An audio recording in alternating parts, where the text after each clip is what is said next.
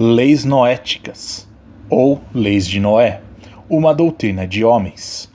Muitos pensam que é só no cristianismo que encontramos heresias e doutrinas de homens.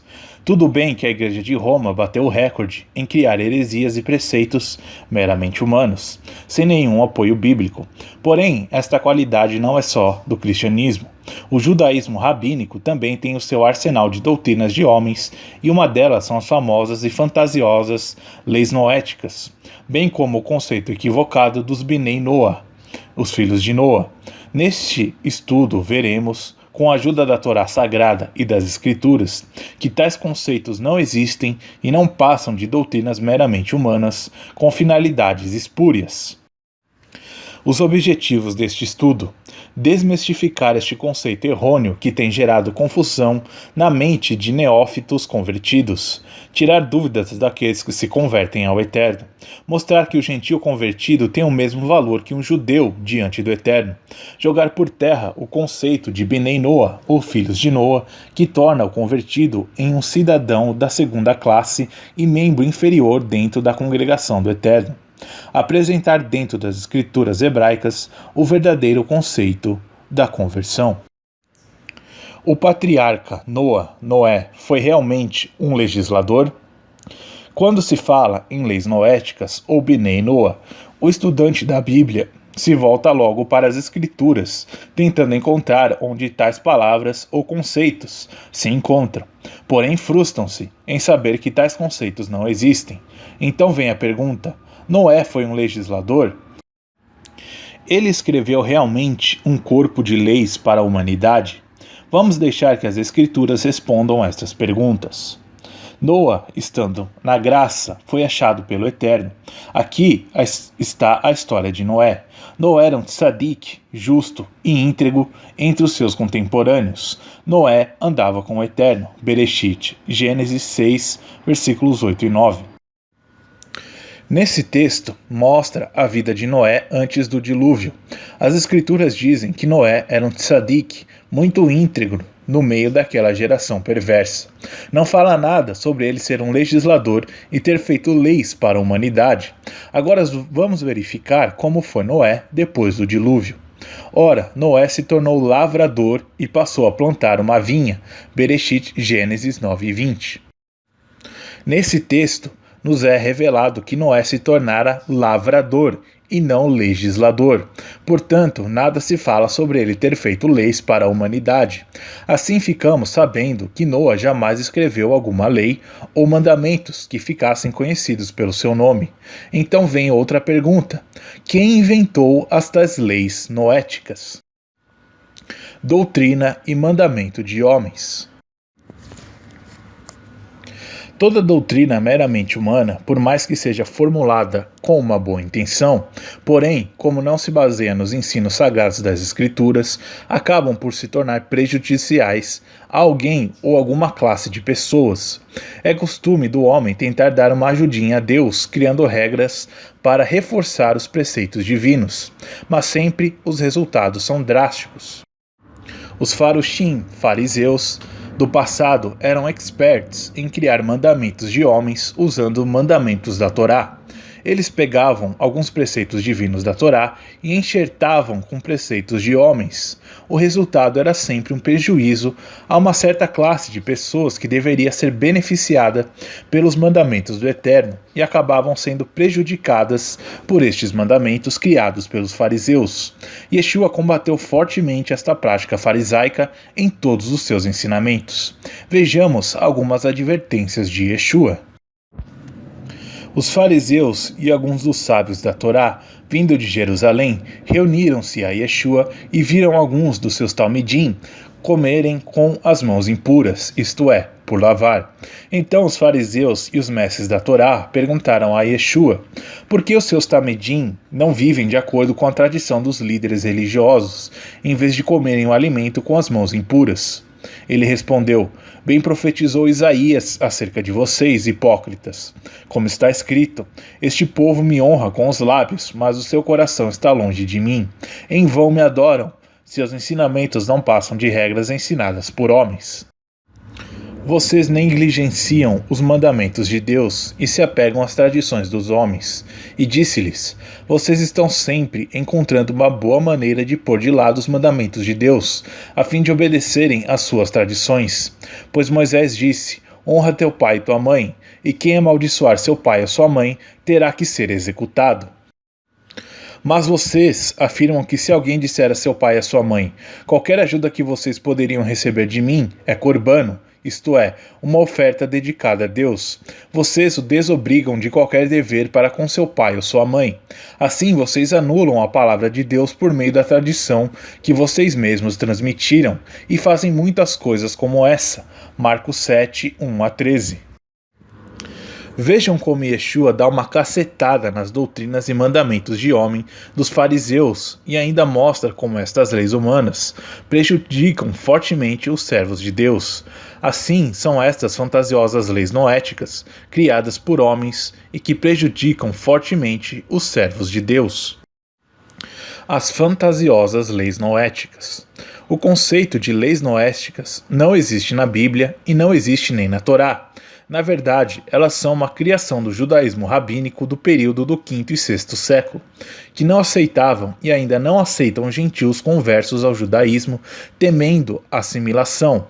Neste período, a Igreja Católica perseguia os judeus severamente, que tiveram de fugir para outros lugares, onde a influência católica era menos incisiva, como por exemplo na região eslava. Porém, nestes lugares, muitos dos gentios queriam se converter à fé judaica, e assim, para evitar a assimilação, o judaísmo rabínico criou o conceito de Bnei Noah, regido pelas tais leis noéticas. Vejamos estas leis. 1. Creia em Deus. 2. Não blasfemar o seu nome. 3. Não roubar. 4. Não matar. 5. Não cometer adultério. 6. Cumpra as leis do país. 7. Não coma um membro de um animal vivo. Logo de imediato, podemos perceber que alguns desses preceitos encontram-se na Torá do Eterno, portanto, foram copiadas da Torá e não de uma suposta lei formulada por Noé. Mas o mais interessante é o objetivo pelo qual estas leis foram formuladas. Aparentemente, parecem boas e até têm um ar de santidade, mas as aparências enganam. Segundo a doutrina judaica Haredi, um goi, gentil, não precisa cumprir a Torá do Eterno. Basta cumprir estes sete preceitos rabínicos e pronto, a pessoa já estará salva. Não precisa participar das santas convocações, das festas, das bênçãos e nem da comunhão do povo do Eterno. A pessoa pode até conviver junto com um judeu, mas será sempre um cidadão de segunda classe. E lhes são ensinados que o judeu, por ser filho de Abraão, é superior a eles. Algumas seitas, Haredim, pregam que o gentio não é um ser humano, por isso tem que viver abaixo do judeu. Na verdade, é uma situação humilhante, mas muitas pessoas, por amor ao Eterno, se submetem a estes preceitos e aceitam tais condições. Porém, Adonai jamais ensinou tais coisas e nem a Torá Sagrada prega este conceito, muito pelo contrário. Adonai ordena que amemos o estrangeiro, simplesmente porque nós também fomos um dia estrangeiros na terra do Egito. Não oprimam o estrangeiro. Vocês sabem o que é ser estrangeiro, pois vocês foram estrangeiros no Egito. Êxodo 23, versículo 9. Se um estrangeiro habita convosco na vossa terra, não o molestareis. O estrangeiro que habita convosco será para vós como compatriota, e tu o amarás como a ti mesmo, pois foste estrangeiro na terra do Egito. Eu sou o Eterno vosso Deus. Levítico 19, versículos 33 e 34. Amarás os estrangeiros, pois vocês mesmos foram estrangeiros no Egito. Deuteronômio 10, 19. Adonai proíbe terminantemente que se faça acepção de pessoas, considerando um superior ao outro, principalmente dentro da congregação do Eterno. Se um estrangeiro, gentil ou não judeu, se converter ao Eterno Deus de Israel e fizer parte da congregação do Eterno, será considerado igual ao natural, isto é, ao judeu, sem nenhuma diferença e com direitos de participar de todas as celebrações, santas convocações, bênçãos e festas do Eterno. Na congregação, haverá somente um estatuto, tanto para vós como para o estrangeiro. É um estatuto perpétuo para os vossos descendentes, como vos será o estrangeiro perante o Eterno. Números 15:15. Por essas declarações do Eterno, podemos perceber o porquê de Yeshua repudiar tanto estes preceitos de homens. Eles sempre prejudicam de uma forma ou de outra o servo do Eterno. Essas leis noéticas e o conceito de Binei Noah rebaixam o convertido, transformando-o em um cidadão de segunda classe, o que é considerado abominação pelo Eterno. Yeshua deu autoridade para que os emissários formulassem halahot, porém ele deixou bem claro que qualquer halahot jamais poderia ir contra ou substituir as mitzvot, os mandamentos da Torá sagrada. Isto está nos evangelhos.